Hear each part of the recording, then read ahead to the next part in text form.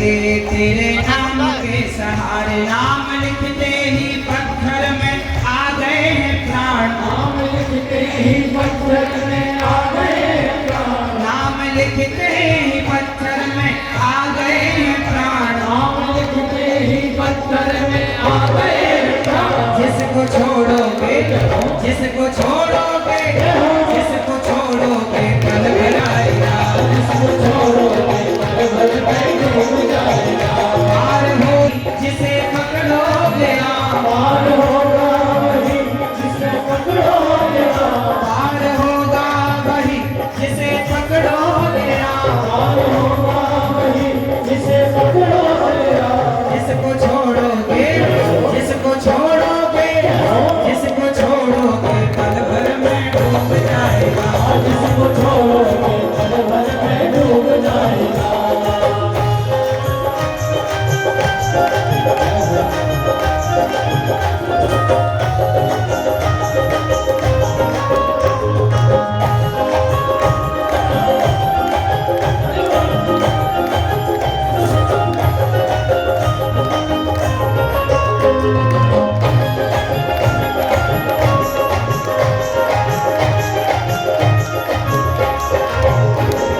लंका जलाई नागा समंदर,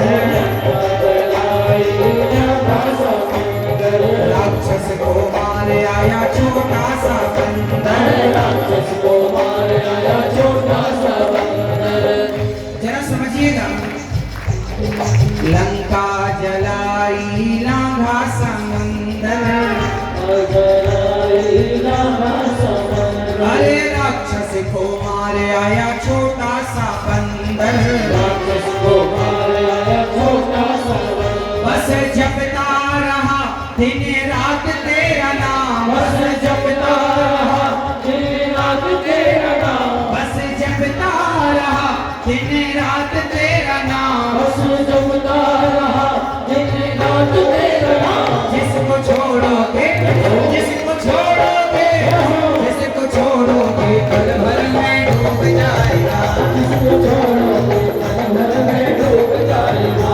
पार होगा वही जिसे पकड़ोगे राम, पार होगा वही जिसे पकड़ोगे आप, पार होगा वही जिसे पकड़ोगे राम, पार होगा वही जिसे पकड़ोगे आप। जिसको छोड़ोगे, जिसको छोड़ोगे, जिसको छोड़ोगे पल भर में डूब जाएगा, जिसको छोड़ोगे पल भर में डूब जाएगा।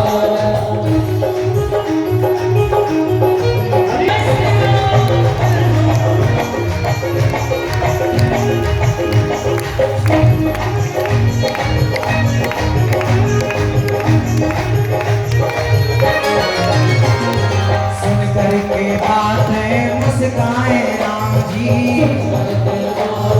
मुस्काए राम जी, हमारे खुशी के नाचे हनुमान जी, हमारे खुशी के नाच हनुमान जी। सुन करके बात है मुस्काए राम जी, सुन करके मुस्काए राम जी, अरे मारे खुशी के नाचे हनुमान जी, हमारे खुशी के नाच हनुमान जी। भक्त देखा ना ऐसा, भक्त देखा ना ऐसा हनुमत के समान, भक्त देखा ना ऐसा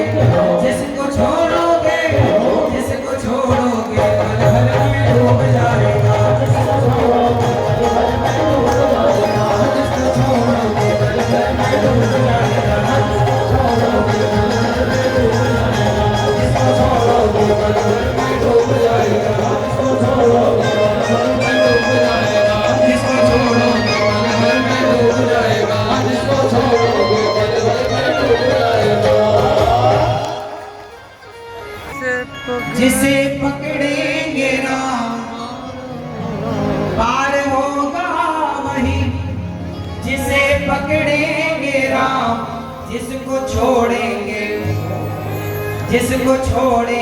पल भर में डूब जाएगा। भगवान अपने ही हाथ से किसी को छोड़ दें तो डूब जाएगा, उसको सहारा किसका।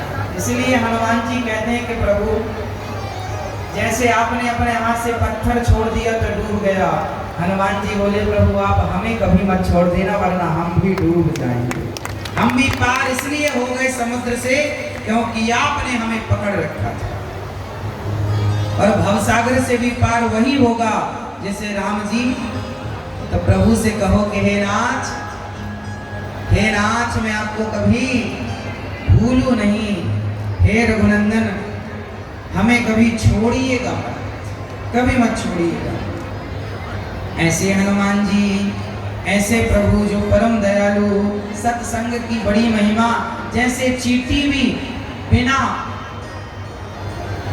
बहुत अधिक मेहनत के नदी पार कर लेती है सेतु के बल पर, उसी प्रकार भवसागर के बल पर हम भी सत्संग के बल पर भवसागर को पार कर लेंगे। इसलिए सत्संग की महिमा, बिनु सत्संग विवेक न होई, राम कृपा बिनु सुलभ न होई।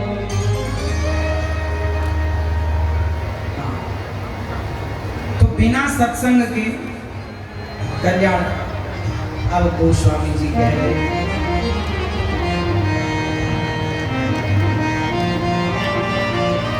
सठ सुध रही सत्संग की पाई, पारस परस को धात सोई।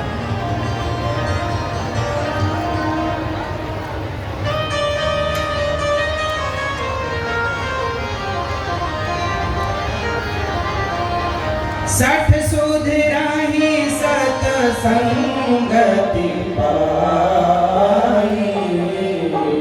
पारस परस को धात सोई। विधिवश सजन को संगत कराई, मन मन सब निज गुण अनुसारी। मंगल भवन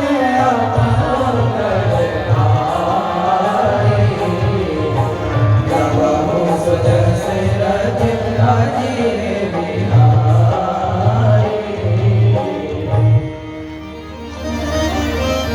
गोस्वामी श्री तुलसीदास जी कहते हैं कि देखो सबको भगवान मैं जानो, कभी ईर्ष्या द्वेष ना रखो, अच्छे लोगों के साथ रहो, बुरे लोगों से दूरी बनाओ। हमेशा गोस्वामी जी क्या कह रहे हैं कि बंदौ संत असज्जन चरणा, संत अच्छे और बुरे दोनों को गोस्वामी जी प्रणाम करते हैं। बिछड़त एक प्राण हर लेही, और मिलत एक दारुण दुख देही। जब सज्जन आदमी बिछड़ता है ना तो प्राण ले लेता है, और जब दुष्ट आदमी मिलता है ना तो प्राण ले लेता है। तो एक मिलता है तो प्राण लेता है, और एक बिछड़ता है तो दुख देता है। अर्थात प्राण लेना अर्थात जैसे बेटी विदा होती है तो बाप के प्राण चले गए, अर्थात ये भाव है। उसी तरह अच्छे लोगों के संग रहो, बुरे लोगों के संग नहीं। और गोस्वामी जी जड़ चेतन जग जीव जत सकल राममय जान। अच्छा ये बताओ,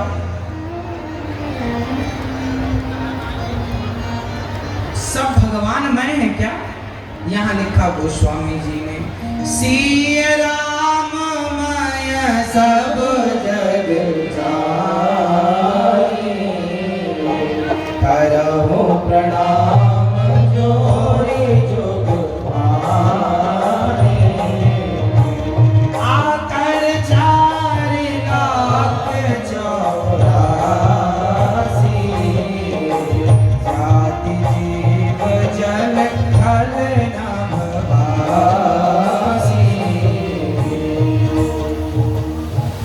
84 लाख योनियों में गोस्वामी जी कहते हैं सिय राम मैं सब जग जानी, सबको भगवान मैं जानो। अच्छा ये बताओ, क्या सब भगवान हैं? गोस्वामी जी कहते हैं सी राम मैं सब जग जानी, सबको भगवान जानो। तो गधा भी भगवान है फिर? तो फिर आप गधे की पूजा क्यों नहीं करते? फिर कुत्ता भी भगवान है तो कुत्ते की पूजा क्यों नहीं करते? अच्छा बताओ, सब भगवान हैं या नहीं? बोलो हाँ या ना उत्तर। मैया ओ मेरी प्यारी माँ सुन लो, ये बताओ सब भगवान मैं है या नहीं?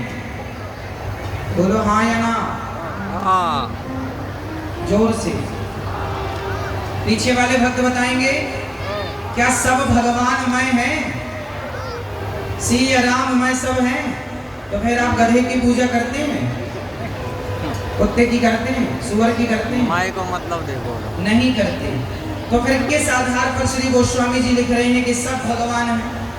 तो गोस्वामी जी का अर्थ यह है कि कुत्ते की पूजा नहीं करना, कुत्ते को व्यवहार में भगवान नहीं माना, पर भाव से ये समझना है कि कुत्ते के अंदर जो जीवात्मा है, कुत्ते के अंदर जो देखने सुनने चलने की जो शक्ति है, उस शक्ति के रूप में राम ही विद्यमान है उसके भीतर। हर व्यक्ति के अंदर जो शक्ति है, पावर है, जिसे आत्मा कहते हैं, उस आत्म तत्व के रूप में सबके भीतर ईश्वर समाये है। हाँ, व्यवहार में हम कुत्ते की आरती नहीं उतार सकते, पर व्यवहार में नहीं उतार सकते, पर भाव में हम ये कह सकते हैं कि ईश्वर इसमें भी समाये हैं। जैसे हम में आत्मा के रूप में, ऐसे इसमें भी आत्मा के रूप में, क्योंकि ईश्वर अंश जीव अविनाशी आत्मा तो सबके भीतर है। उस भाव से गोस्वामी जी कहते हैं सब में भगवान है। अच्छा ये बताओ, घड़े में माटी है या माटी में घड़ा?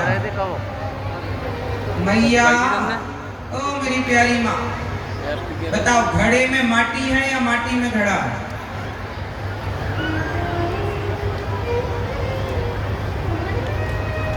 जल्दी से बोलो, घड़ा में माटी है या माटी में घड़ा? जोर से।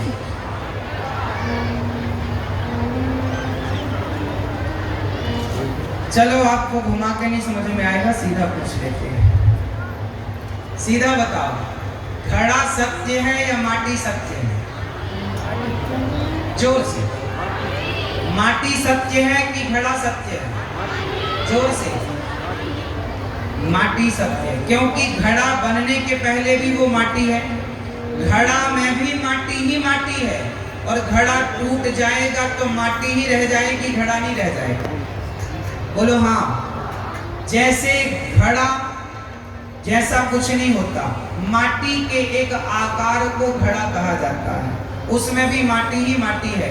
जैसे मिट्टी के अतिरिक्त घड़े में कुछ नहीं है, उसी प्रकार ईश्वर के अतिरिक्त संसार में कुछ नहीं है। जैसे माटी ही घड़ा बनी, उसी प्रकार भगवान राम ही तुम बने, हम बने, चींटी से लेकर हाथी तक। हर घड़े में माटी है, हर जीव में, हर रूप में ईश्वर ही ईश्वर समाये, उनके सिवा कुछ भी नहीं। इसलिए आपको चाहिए कि आप सबको भगवान मैं देखा करें। 84 लाख योनियां होती हैं। कितनी योनियां होती हैं? ये मानव का शरीर कौन सी योनि है? 84 लाख योनियों का कौन से नंबर की योनि है ये मानव शरीर? पहली है, बीच की है या अंतिम है? हाँ, 84 लाख योनियां कौन कौन सी हैं? चींटी से लेकर हाथी तक, जिसमें जलचर, थलचर, नभचर, आकाश में उड़ने वाले, थल में रहने वाले और पानी में चलने, ये सब आ गए इसमें।